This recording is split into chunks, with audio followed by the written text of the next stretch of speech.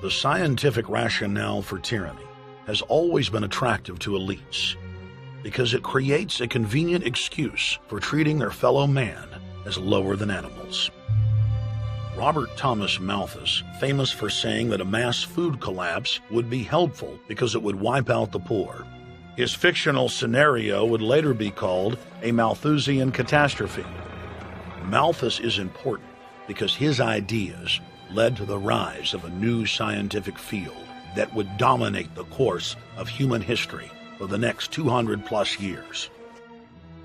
Charles Darwin, an admirer of the Malthusian catastrophe model, developed the theory of evolution, its chief tenet being the survival of the fittest. With the help of T.H. Huxley, known as Darwin's bulldog for his strong support of Darwin's theories were pushed into wide acceptance among key scientific circles throughout England and then the world. Darwin's cousin, Francis Galton, credited as the father of eugenics, saw an opportunity to advance mankind by taking the reins of Darwin's evolution theory and applied social principles to develop social Darwinism. The families, Darwin, Galton, Huxley, and Wedgwood, were so obsessed with their new social design theory that they pledged their families would only breed with each other. They falsely predicted that within only a few generations, they would produce supermen. The emerging pseudoscience was only codifying the practice of inbreeding, already popular within elites for millennia. The four families experiment was a disaster. Within only 2 generations of inbreeding, close to 90% of their offspring either died at birth or were seriously mentally or physically handicapped. The moneyed class of the planet, and particularly the royal families of the world, who were already obsessed with breeding and filled with a predatory disdain for the underclass, seized on the new science and began aggressively enforcing its aims worldwide.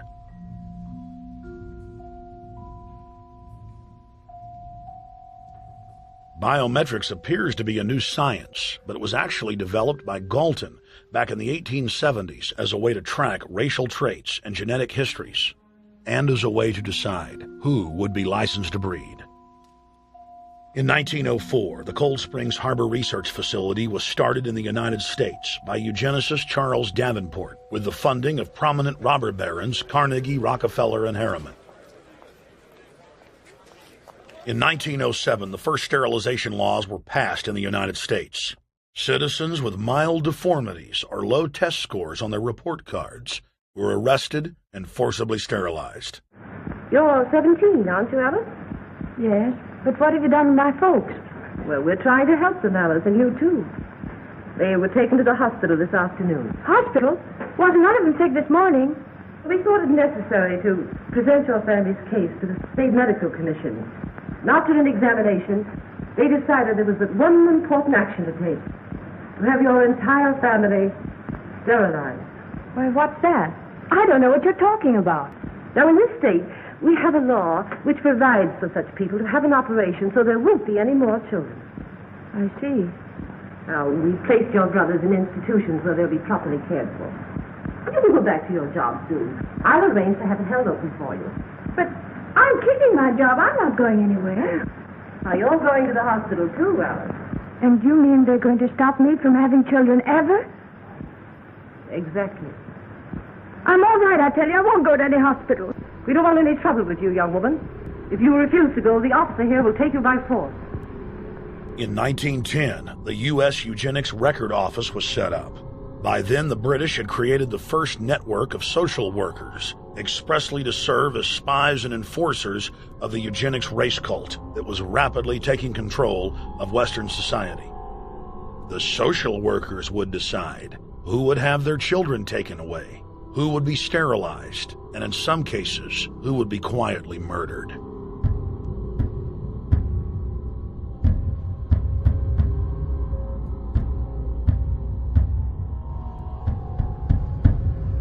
In 1911, the Rockefeller family exports eugenics to Germany by bankrolling the Kaiser Wilhelm Institute, which later would form a central pillar in the Third Reich. At the 1912 International Eugenics Conference in London, eugenics becomes an international craze and gains superstar status. The futurist and best-selling sci-fi author H.G. Wells had studied biology under top eugenicists and was spreading the new faith worldwide. In 1916, H.G. Wells' lover, Margaret Sanger, starts her promotion of eugenics in the United States. In 1923, Sanger receives massive funding from the Rockefeller family. Sanger wrote to fellow eugenicist Clarence J. Gamble that black leaders would need to be recruited to act as frontmen in sterilization programs directed against black communities. In 1924, Hitler pens Mein Kampf, or My Struggle, and credits U.S. eugenicist as his inspiration. Hitler even wrote a fan letter to American eugenicist and conservationist Madison Grant, calling his race-based book, The Passing of the Great Race, his Bible. Hitler developed the plan for mass extermination of the Jews and what he called other sub-races, as well as the handicapped from Grant. By 1927, eugenics hit the mainstream. The so-called science was aggressively pushed through contests at schools, churches, and at state fairs. Churches competed in contests with big cash prizes to see who could best implement eugenics into their sermons.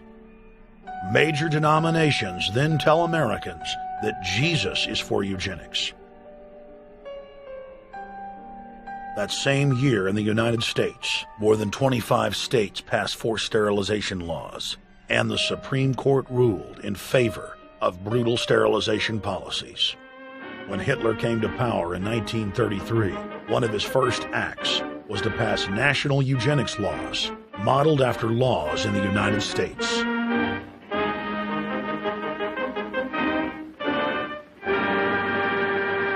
The 1934 film Tomorrow's Children brought the eugenics agenda to the silver screen in the United States.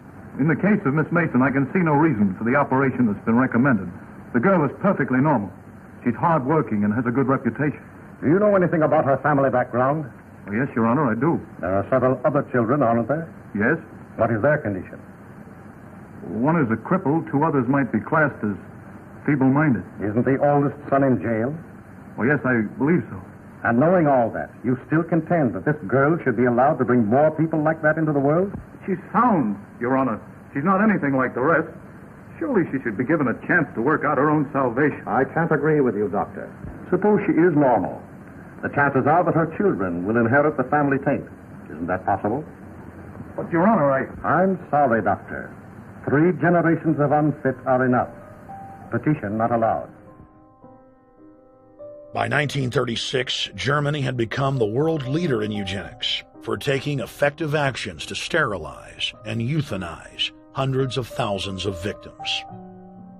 The big 3 of American eugenics, Davenport, Laughlin, and Goethe, were dispatched by the Rockefellers to Germany, where they advised the Nazis on the fine-tuning of their extermination system. With the strong support of the U.S. and England, Germany had gone over the edge, and tens of millions would pay with their lives. At the end of the war, the Allies protected from prosecution the very Nazi scientist that had tortured thousands of people to death.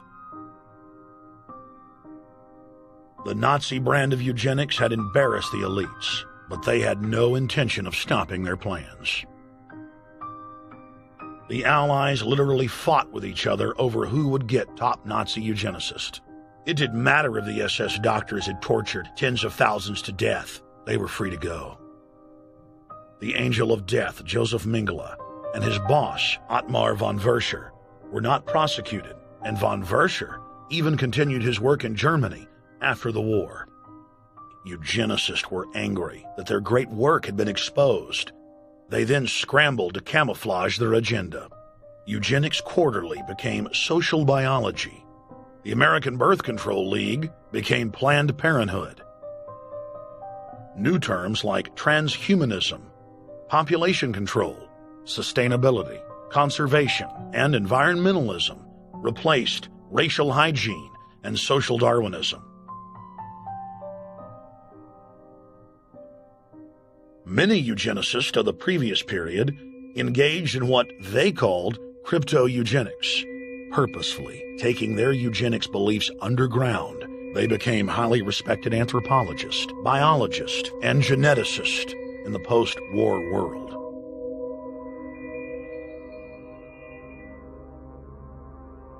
The Allies then smuggled thousands of Nazi scientists out of Germany and placed them in key scientific positions, ranging from bioweapons to rocketry throughout the military-industrial complex. The founder of IBM was a devout follower of Hitler. Thomas J. Watson had supplied his punch card computers and IBM technicians to the Nazis for use in the death camps. Tattoos on camp victims were IBM human identification numbers, which fed into the computers. IBM had used similar punch card systems as early as 1928 in a Jamaican race mixing study. The first real computers were literally invented by a eugenicist for eugenics. UN chieftain and unrepentant eugenicist Julian Huxley argued that since the leaders of eugenics had founded the environmental and conservation movements, that they should be used as vehicles in the formation of a world government. Just as H.G. Wells had envisioned, this government would be controlled by a scientific dictatorship and would be guided by the principles of eugenics. Huxley created the World Wildlife Fund with Bilderberg founder and former SS officer Prince Bernhard of the Netherlands and Prince Philip of England